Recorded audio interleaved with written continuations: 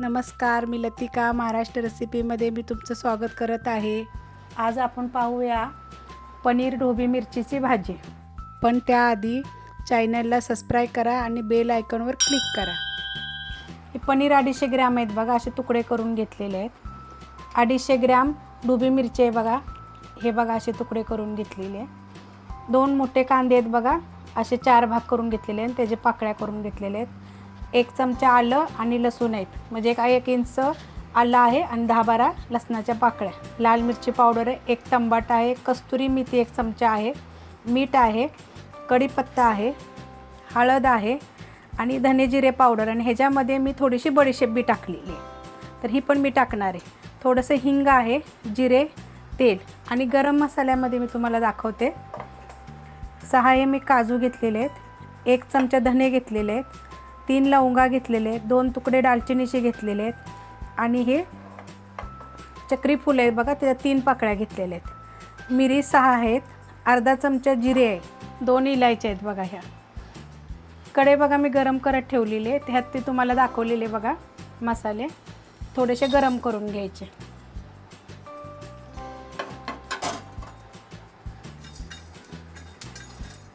बारीक गॅस करून बघा।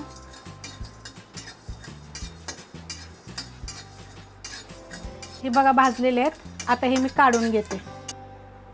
हे बघा आता हे मी काढून घेतलेले आहेत, आता हे मी मिक्सरला बारीक करणार आहे। हे बघा आता कढई मी गरम करत ठेवलेली आहे, ह्याच्यामध्ये बघा 2 चमचे तेल टाकते, थोडं गरम होऊन द्यायचं। गरम झालेलं आहे बघा। आता ह्याच्यामध्ये बघा हे पनीर नुसतं हलकंसं भाजून घ्यायचं, थोडं थोडं टाकून बघा।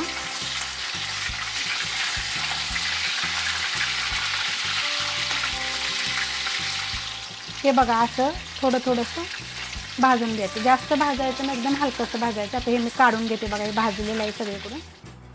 हे बघा आता मी ही तेलामध्ये थोडं थोडं भाजून घेतलेलं आहे बघा, असं हलकंसं असं भाजून घेतलेलं आहे।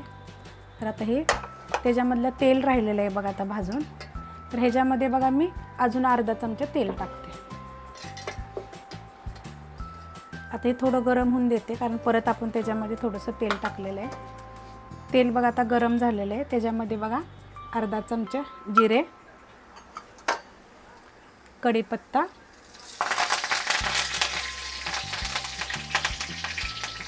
आता ह्याच्यामध्ये बघा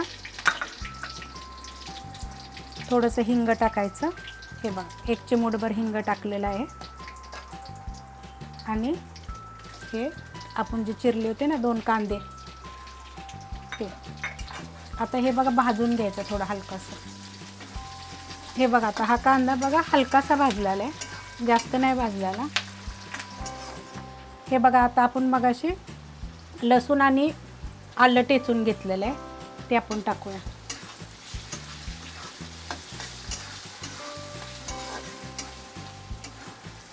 हे बघा आता हे आलं आणि लसूण पण भाजलेलं आहे बघा ह्याच्यामध्ये चांगलं, तर ह्याच्यामध्ये आपण हळद टाकूया। हे बघा अर्धा चमच्याला पण थोडीशी कमी हळद आहे।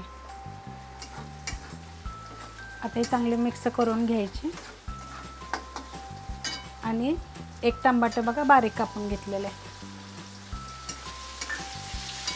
चांगलं मिक्स करून घ्यायचं। हे बघा आता आपण हे चांगलं सगळं मिक्स करून घेतलेलं आहे। आपल्याला काही टमाटर ना त्याच्यामध्ये बिलकुल गाळ वगैरे करायचं नाही, असंच ठेवायचं आहे, कारण आपण अजून ह्याच्यामध्ये ढोबळी मिरची टाकायची आहे। तर आता ही पावशेर बघा ढोबळी मिरची आहे, म्हणजे शिमला मिर्च, हे सगळे मिक्स करून घ्यायचे।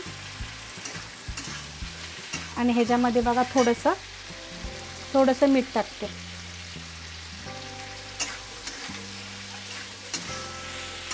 आता हे मिक्स करून ह्याच्यामध्ये आपण जे हे मगाशी मिक्सरला जे मसाला केला होता, हा बघा हा मसाला असा बारीक केलेला आहे मी सगळा, ह्यात गरम मसाला आहे सगळा, तर ही ह्याच्यामध्ये टाकायचा।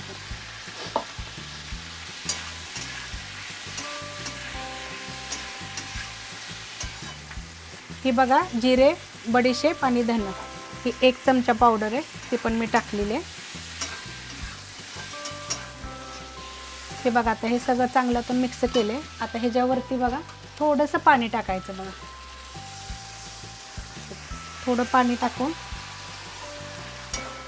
जास्त काय मी पाणी टाकलेलं नाही बघा, थोडंसं टाकलेलं आहे. एक छोटा बारका कप बोललं तरी चालेल, किंवा ही छोटी वाटी असे एक पाणी मी टाकलेलं आहे त्याच्यामध्ये.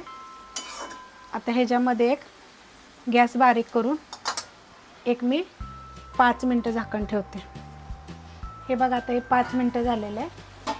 हे बघा आता हे पाणी पूर्ण सुकलेलं आहे. आता आपण ह्याच्यामध्ये बघा कस्तुरी मेथी 1 चमचा. आता हे पनीर टाकूया आपण, जे थोडं भाजून घेतलं होतं बघा हलकंसं.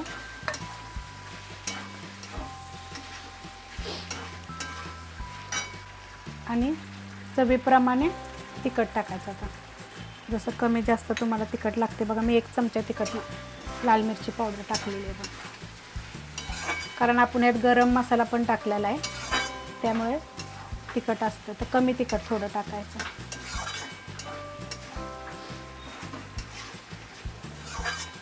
हे बघा ते सगळं चांगलं मिक्स झालेलं आहे. आता गॅस मी आता ह्याच्यामध्ये काय पाणी वगैरे मी टाकणार नाही आहे.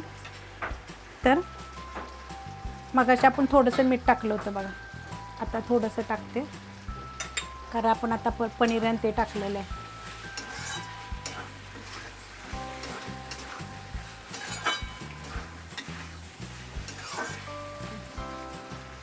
आता ही बारीक गॅस करून बघा एक 10 मिनटं मी आता हे शिजवून घेते.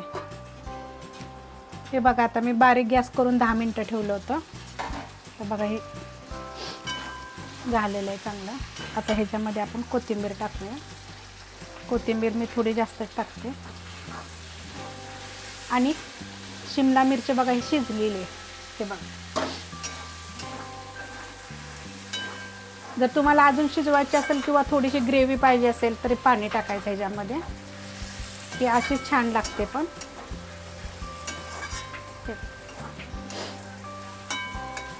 जर तुम्हाला ही जर रेसिपी जर आवडली असेल तर लाईक करा, सबस्क्राईब करा, कमेंट करा आणि प्लीज शेअर बी करा.